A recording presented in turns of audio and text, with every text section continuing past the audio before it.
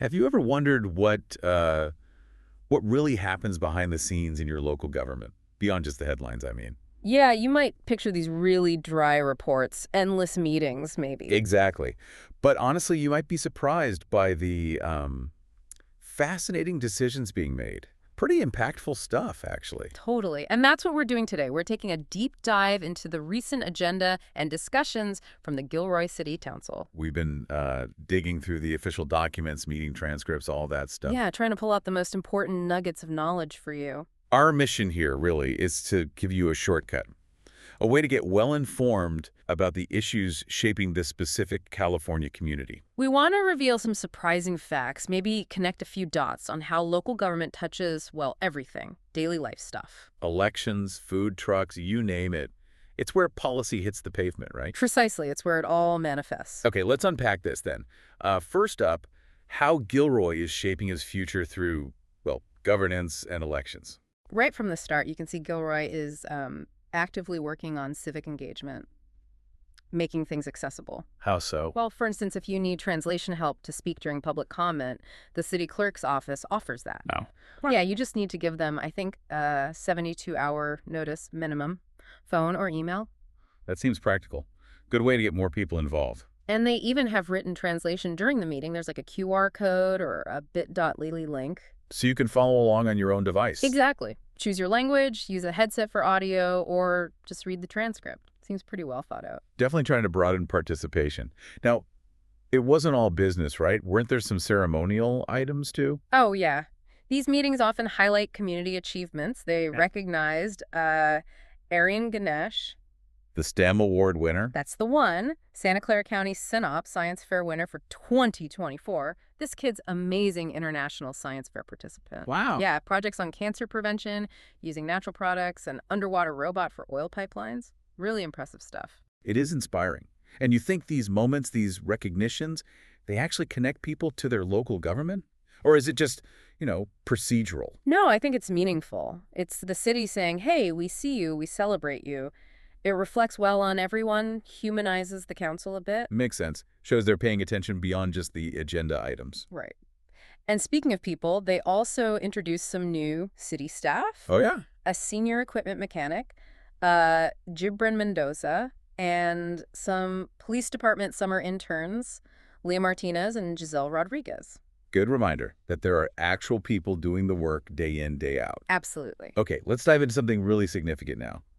This move to bi-district elections in Gilroy. Yeah, this wasn't minor. It was a fundamental shift. Spurred by a letter, right? Alleging a California Voting Rights Act violation. That's right. December 16th, 2024. The issue was the old at-large system. Can you break that down? What's the problem with at-large that leads to concerns about racial polarization and vote dilution? Sure. So at-large means everyone votes for every council seat. The concern under the CVRA is that this can marginalize minority groups. How so?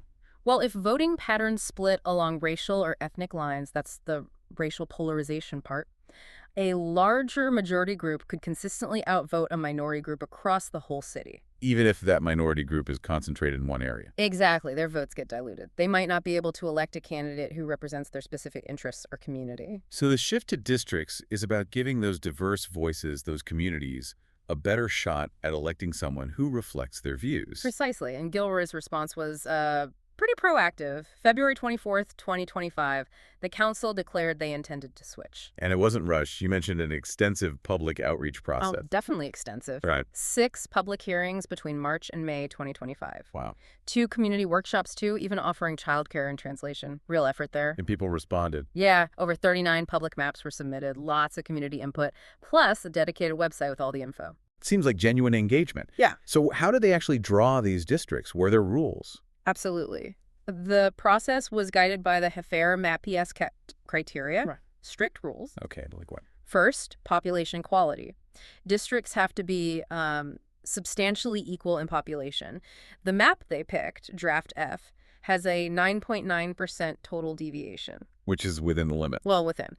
The max allowed for cities is 10%. So each council member represents roughly the same number of people. Gotcha. What else? Second, contiguity. Districts have to be, geographically connected, no weird islands or anything. Keeps the districts physically whole. Makes sense. But the third one is where it gets really interesting, especially for specific neighborhoods, respecting communities of interest. Communities of interest, Yeah. like neighborhoods with shared concerns. Exactly. Populations with common social or economic interests. The goal is to keep these communities together in a district as much as possible, or at least minimize splitting them. Okay, give us an example from Gilroy. How did this play out? The East Side is a perfect example. It's a historically working-class, largely Latino community, mostly east of Monterey Road. Right. In Draft Map F, they actually split the East Side. But strategically, Split it. How does that help representation? well, they split it into two compact districts. And here's the key. Both of those new districts have a Latino citizen voting age population CVF well over 50%. Okay, so instead of one potentially diluted voice, they get two districts where Latinos are the majority of eligible voters. That's the idea. Councilmember Terrence Fugazi actually said, having two representatives that can work together, two majority-minority districts, you actually have a chance to have more representation on the council. So amplifying the voice rather than concentrating it. Exactly. And it also helped keep the downtown area together in one district. It was a strategic balancing act. That's a really insightful way to look at redistricting. So the outcome. Unanimous vote for Draft Map F on May 19th, 2025. Then they officially adopted the ordinance on June 2nd. Establishing what? 6 districts? 6 districts, plus an at-large mayor. Districts 4, 5, and 6 are up for election in 2026. In the others. Districts 1, 2, and 3 follow in 2028. They also set a 30-day residency requirement to run in a district. That is a fundamental change. Really aims to reshape representation in Gilroy going forward. Absolutely. Okay, shifting gears a bit. Let's talk about building Gilroy, literally. Infrastructure, investments, the nuts and bolts. And right off the bat, what's fascinating is the city's financial health. It seems quite strong. Oh, yeah. What are we talking about? As of June 30th, 2025, their cash and investments totaled, get this, $203.6 million. Wow, that's significant. What does that mean for residents, practically? Well, it means Gilroy has a solid financial cushion. They're not just holding cash, they're growing reserves. It gives them flexibility for projects, emergencies, less reliance on, say, immediate tax hikes for every need. So where is all that money? Not just sitting in a checking account, I assume. No, it's invested strategically. About $62.5 million in the state's local agency investment fund, LAIF. Another $88.2 million in U.S. Treasury securities, very safe. $21.3 million in other federal agency investments. And $27.6 million in something called the California Class Prime Fund. Diversified, like a personal savings plan, but on a huge scale. Exactly. And it's working. The interest earnings for the fiscal year hit $8.5 million. It's a good return. Yeah, an effective rate of return of 4.5%. It suggests, prudent management, getting the most out of city funds while keeping it stable. And there was more money held elsewhere. Another $13.5 million held by fiscal agents for bond issues, and notably, $7.5 million of that is Gilroy's share for the SCRWA plant expansion project. South County Regional Wastewater Authority. That's the one. Shows they're managing those big ongoing infrastructure commitments carefully. Speaking of big assets, Yeah. there was something about Gilroy Gardens theme park, a closed session discussion. Yes, that came up. A conference with real property negotiators. The topic was specifically the price and terms of payment for sale or lease of the park property. So the future of Gilroy Gardens, that's definitely something to watch. It's a big deal for the community. It really is. But let's talk about a project that's actively moving forward. The new fire station, Santa Teresa Fire Station. Right. This is going to be the city's 4th station. Yep. Long planned, it's crucial for improving service coverage, especially for that growing Glen Loma Ranch area. Faster response times, basically. Getting help where it's needed, faster. Makes sense. What's the plan for the station itself? It'll be about 6,500 square feet, located at West Luchessa and Miller Avenue on a 1.36-acre site. Standard fire station setup. Pretty much. 2 apparatus bays for the trucks, dorms for the firefighters, offices, kitchens, support areas, fully functional facility. And how are they building it? What's the model? They chose design build. The idea there is to streamline things, maybe reduce overall costs, and speed up delivery. Efficiency is the goal. And they picked a company to manage it. Yeah, Griffin Structures, Inc.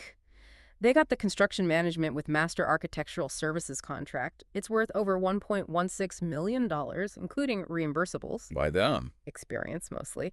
They've delivered over 100 public safety facilities across California, tons of fire stations. They have specialized design build expertise, certified folks on staff. Seems like a solid choice. So when can people expect this station to be up and running? The timeline is estimated at about 34 months, so completion around June 2028. 3 years, roughly. Yeah, though they did mention hoping to maybe shorten that by 2 or 3 months. We'll see. It involves program verification, design documents, selecting the builder, oversight, construction, closeout, lots of steps. But it wasn't all smooth sailing in the council meeting, was it? There were concerns. Definitely. Significant discussion about funding and speed. There's an issue with the developer, Glenn Loma, apparently needing to pay the city $3.6 million.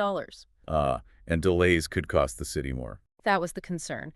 And Councilmember Ramirez really drove home the urgency, said a whole population is underserved, and the city is behind in the number of fire stations. Underserved. That's strong language. It is. And there was even talk of forming a subcommittee just to, quote, get this station moving a lot faster than 3 years. Really highlights the pressure and the need felt by the council and residents. It's not just bricks and mortar. It's about safety response. Exactly. Life-saving response times. Okay, let's shift again, maybe closer to home for many people. Everyday life stuff, regulations, community needs, like building and fire code updates. Yeah, this stuff sounds dry, but if you own a home or plan to build or renovate, these codes directly impact you. How so? Well, they set the standards for safety, construction quality, how you can use property. And what's key here is that Gilroy's updates aren't just generic, they're tailored. Tailored to what? To Gilroy's specific environment, local risks, things like earthquakes, fire hazards, even termites. These rules are meant to make homes safer based on actual local conditions. Okay, like the seismic activity. Yeah. Gilroy is in a high-risk zone, right? Exactly. So the building code now requires special inspections for certain types of foundations, especially with stronger concrete. It's a response to the clay soil and earthquake risk, trying to make buildings more resilient. That makes sense. What about additions to homes? If you're adding on to a house, the new foundation generally has to be the same type as the existing one. Unless it's specifically designed by a licensed engineer or architect, again, addressing those geological conditions to prevent future problems. And you mentioned termites. Yep, the area is rated very high for termite infestation probability, so some code changes reflect that, aiming for better pest prevention in construction. And fire risk. Also critical, parts of Gilroy are in hazardous hillside fire areas, maybe limited water flow for firefighting in some spots. That increases the risk. Plus the physical layout of the city. Right. Divided by the railway, the highway, only one overpass in some sections. That can seriously slow down fire trucks in an emergency or during flooding, isolates areas. And they don't have their own hazmat team. No, mutual aid takes like 45 minutes or more, and spills could threaten groundwater. So this all leads to a greater reliance on things like automatic fire sprinklers built into structures, quick on-site suppression. Okay, so what are some specific changes people should know about? Building code first. Fees are now tied to the annual comprehensive fee schedule. More transparency there. And job sites need an inspection record card available for inspectors. Better accountability. And grading, like earth moving for construction. Big changes there. Appendix J was adopted, requires detailed erosion and sediment control plans, strict schedules for when work can happen, especially during the rainy season, October 15th to April 15th. Protecting against runoff and erosion. Exactly. And procedures if they uncover archaeological artifacts during grading, protecting history too. Okay, and the fire code. Clarifies the fire marshal is the fire code official and gets specific about access for fire trucks. Oh, like how? Dead-end roads over 150 feet now need proper turnarounds, like cul-de-sacs. Gates need to be 20 feet wide, easy for fire crews to open quickly. Vital stuff for access. Makes sense. What about sprinklers? Big one here.